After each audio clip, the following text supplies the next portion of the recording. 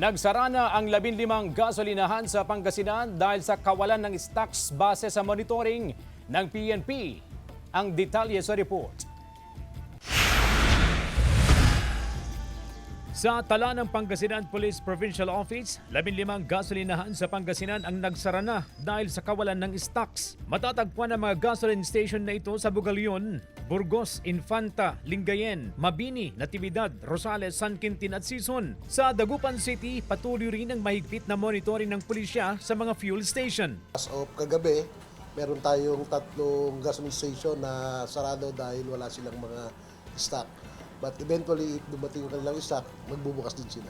May ilang gasolinahan din na naubusan na ng stock sa diesel at unleaded gasoline. Araw-araw na nag-iikot ang mga pulis upang matiyak na walang mga may-ari ng gasolinahan na lumalabag sa hoarding, profiteering at supply manipulation. Upang hindi agad maubusan ng stocks, nililimitahan ng ilang gasolinahan sa 500 to 1,000 pesos ang ibinibentang petrolyo sa bawat consumer, lalo na kung paubos na o alanganin na ang kanilang supply.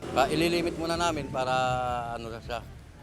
makapagkarga naman yung iba. Kasi siyempre yung mga may kaya, yung mayayaman, pag nalaman nila na walang supply, mag-i-stock na sila, sir. 1997 pa nagsimulang magtrabaho bilang tricycle driver si Manong Jerry. Saksi raw siya sa paggalaw ng presyo ng langis sa ilang dekada na niyang pamamasada mula sa 25 pesos per liter hanggang sa kasalukuyan na pumalo na sa halos 100 piso kada litro. Pero hirap man daw ang kanilang sitwasyon ngayon, kailangan pa rin kumayod upang mabuhay. Tiyaga lang.